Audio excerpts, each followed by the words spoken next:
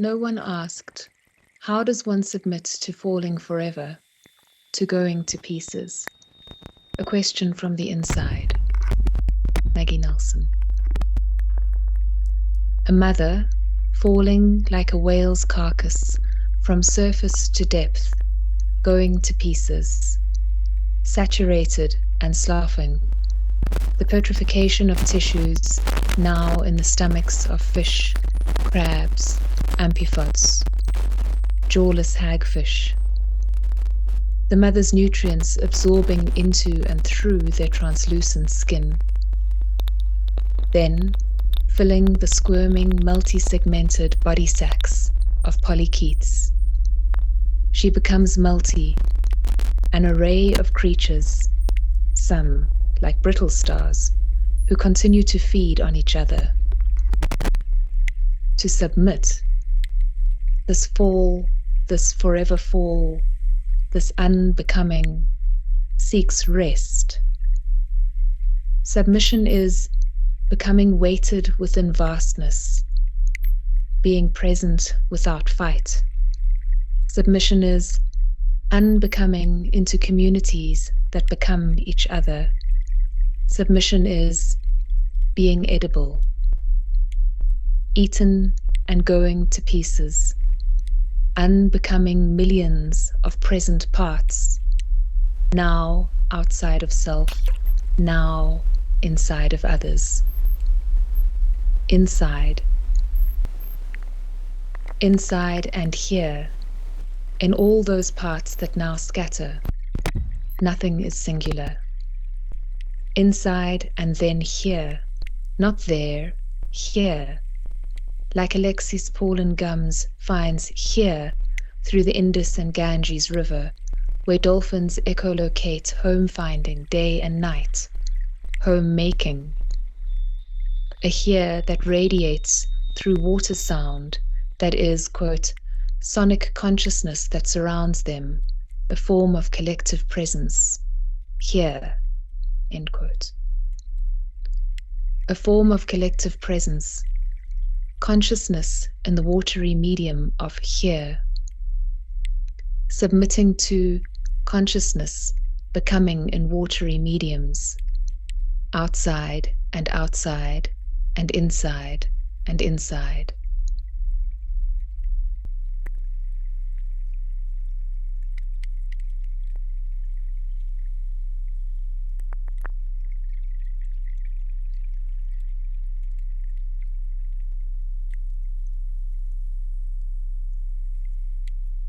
Maternal plasma generates amniotic fluid, passing through and through fetal membranes by osmotic and hydrostatic forces, by the spontaneous diffusions of solvent molecules through a cell's partially permeable membrane.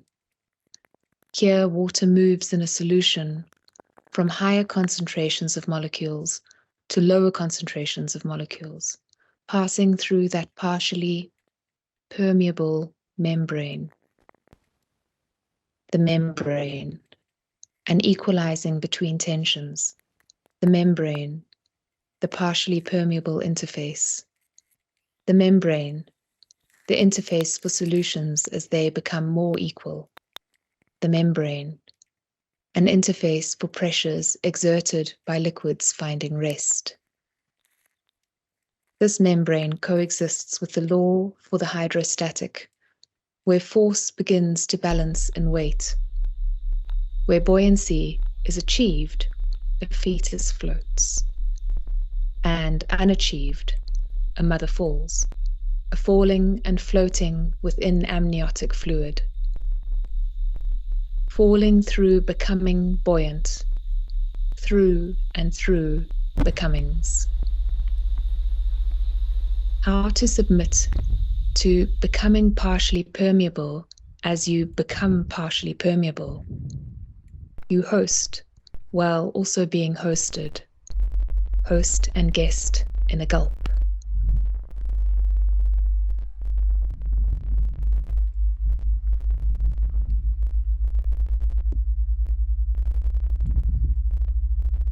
Inside and inside inside. Membranes soften like the heads of dolphins, letting signals of presencing through. No, more than this. Inside and outside seek rest and wait. A communication takes place. A wave begins.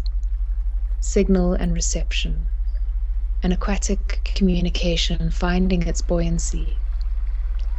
A communication of such buoyant potentials asks what it means to fall toward buoyancy. As Southern Ocean scholar and writer Mapule Mekholatsi, whose work we will return to shortly, once said to me, "When there is sink, there is rise. For something to sink, something must rise." Through sink and rise, the question congeals, vernix on basement membrane. How does one submit to falling forever, to going to pieces? Falling in the translucency of a whole, composting within, becoming pieces, a banquet for the creatures of the deep, dark depths. Inside is dark like the ocean floor, a bottomless bottom that opens out back toward the universe. Communication here is as vast as my inability to perceive. Inside precedes understanding. Nameless and formless, as Audre Lorde says, not yet birthed, but felt, where fears that form silence lose their control. Control. Falling away from the fear-shaping activities of the marketable, those apparatuses set up by measurements of capitalist value, of patriarchy, of racial hierarchy. Falling away from terra firma assertions, those exerted forces that assert linear progression, demand labor for extraction, normalize an off-weight centering. The exerted forces that set submission in a state of unrest. Falling away from this. Falling into the whole where shadows shape songs, where the whole sounds, where, quote, a song means filling up a jug, and even more so, breaking the jug, breaking it apart. The breaking is the sounding of exerted force becoming into weight, friction with other presences, becoming presences. The pieces are granularized, consumed, digested into static presence. Static sounds, presences. It is the collapse of the present into multiple temporalities, casual within differential ease. Bodies wait differently in rest. But the question comes before static. It is not rested. It is a movement on its way there. The question explores who lives, what surfaces and what sinks, how to live inside another or be the other that life lives within. The silence and the song. It inquires into the under-noticed spaces of the other, the void. The question is waiting to be uttered. It haunts, uncontainable and filling a jar.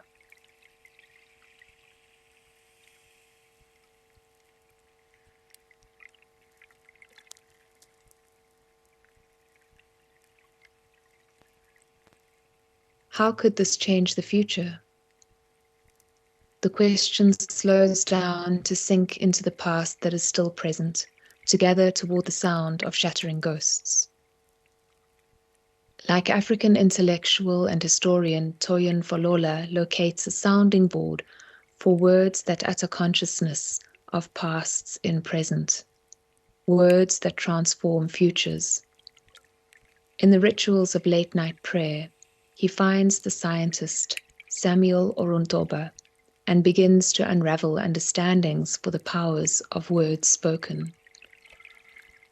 Words that are spoken and continue to speak, that silencing cannot silence, words that well up and spread, streaming rivers from the inlands, the sources of southwest Nigeria and parts of Benin and Togo, sources that spread to the ocean, then across the Atlantic Passage, through and inside the stolen bodies moved in the slave trade, rising out to sound the shatterings of revolution led by those moved bodies and the bodies of their bodies.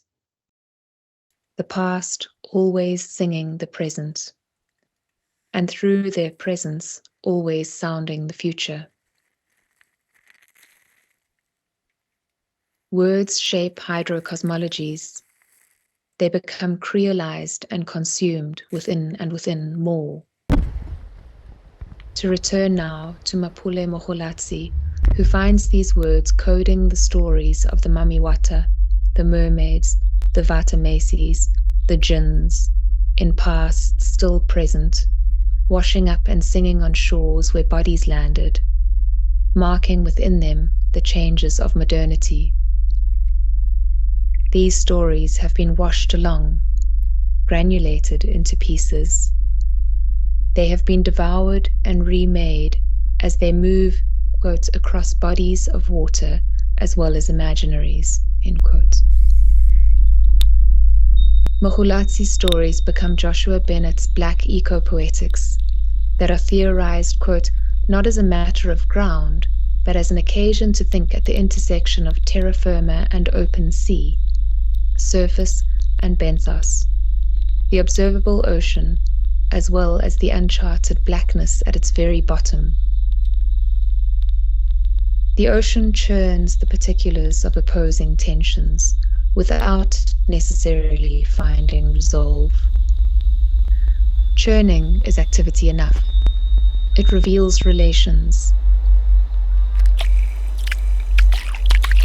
Sisalelo Maher understands decolonial dialectics as, quote, powerfully attentive to the realm of non-being, and consequently to the need for pre-dialectic struggle by the colonized and racialized to set history into motion, creating new humans in the process of immersion, enriched with all that is particular.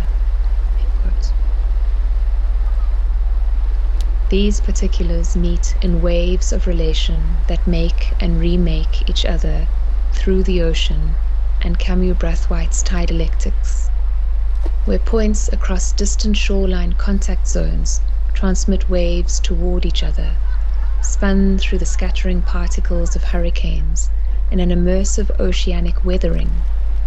A wave is a particle is a wave. They thicken, sink, and rise together, which, unlike Hegel's dialectics, is not linear. Instead, the rise and sink, advance and retreat, oscillates and thickens a future that is what he calls the creative chaos of the nonlinear future, that is not a result of synthesis, but instead is creolized. What Nisha Monocha calls a post-colonial reclamation of the sea. Brathwaite's poetry sounds a falling to pieces through the sea, the agentive sea that acts into and passes through it, a mutation through and through, washing up inside others at shorelines. Immersion is not a singular resolved synthesis. Immersion is bloating, is coming apart, is being devoured. Immersion is Denise Ferreira da Silva's re-decomposition. Stacey Alemo writes that descending rather than transcending is essential for the ethical thought needed for immersion within submersion. Emergence, a movement, an activity, uncontrollable parts, vortex, and well up new forms, weathering new worlds. At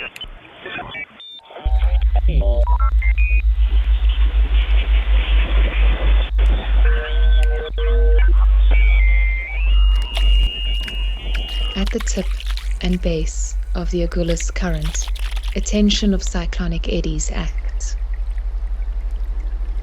Cyclonic eddies move in all directions. From atop, they are noticeable as circular holes in the clouds that press down and through the atmosphere.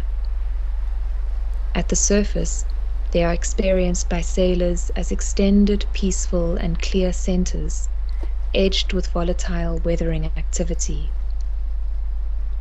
Just as the atmosphere is never quite neutral in the continuous electrification of ionizing air, these eddies discharge gradually through their rims and centers.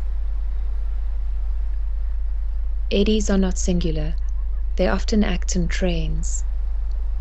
These cyclones operate in all directions, with, through, and via complex elemental weathering work that, in the Mozambican Channel, where the spine of the Agulhas current undulates, funnels deep down into the ocean to draw up nutrient-rich waters, washed into bites by long meandering rivers.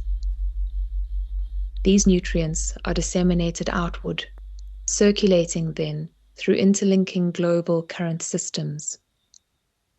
Phytoplankton grows, photosynthesizes. Our every second breath is breathed. Our lungs suck at eddies. Eddies as a movement, an oceanic activity, offer a literacy that contains the uncontainable. A literacy that bloats, comes apart, is eaten. A literacy for the oceanic that falls toward and wells up from the depth that pieces fall into. This literacy funnels into the micro, pieces of the fallen, pasts present. It draws these up for dissemination through the macro, multiplicity and difference. It releases into unknowns that act away from inclusion, that move away from centers, and so cannot easily find conclusion. A literacy of tensions in release.